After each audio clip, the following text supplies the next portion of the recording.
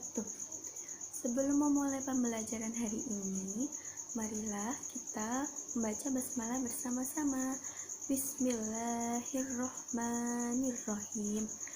Hari ini kita akan mempelajari mengenai ilmu pengetahuan sosial atau IPS kelas 6 semester 2, tema peristiwa alam, subtema bencana alam.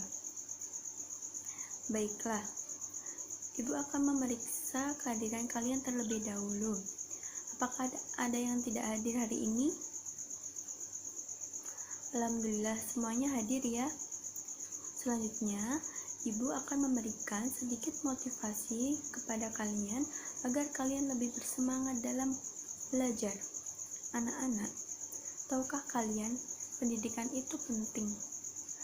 Pendidikan itu bukan hanya kalian pergi ke sekolah, tetapi soal memperluas pengetahuan dan menyerap ilmu kehidupan. Pendidikan adalah senjata yang ampuh yang bisa digunakan untuk mengubah dunia. Nah, selanjutnya Ibu akan bertanya, siapakah yang tahu apa itu bencana? Apakah ada yang bisa memberikan contoh? Jika tidak ada, Ibu akan jelaskan terlebih dahulu. Nah, pertemuan hari ini kita akan membahas mengenai bencana alam.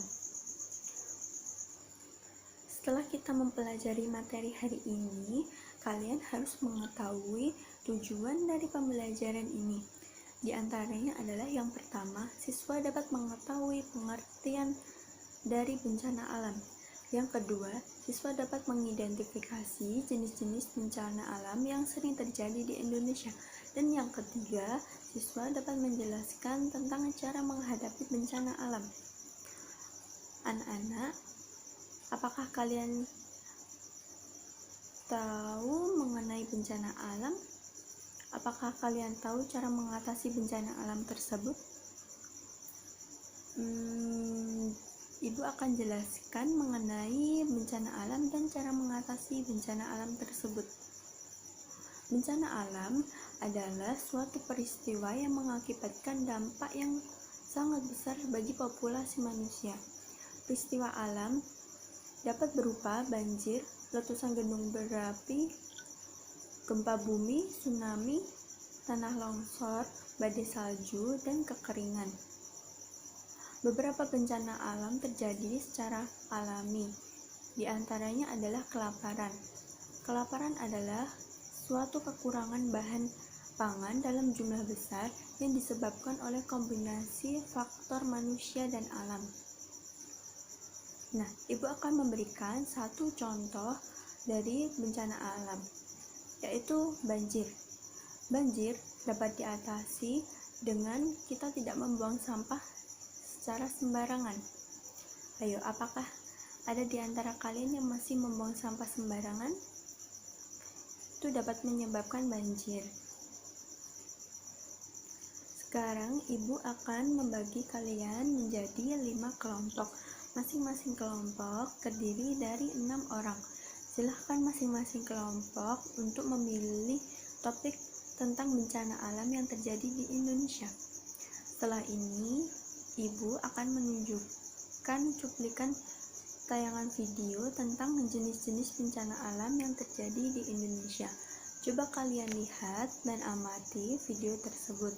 Kemudian investigasi dengan kelompok informasi yang ada di video. Selamat menyaksikan.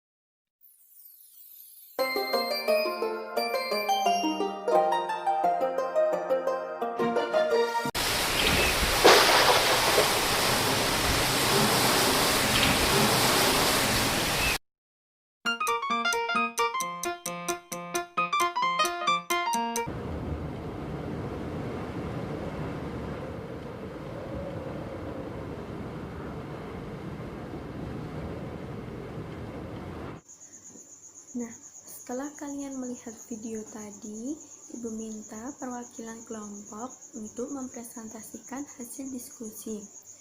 Ibu akan memberikan sedikit tambahan dari presentasi kalian. Jadi, bencana alam memiliki banyak jenis, diantaranya yang pertama adalah gempa bumi.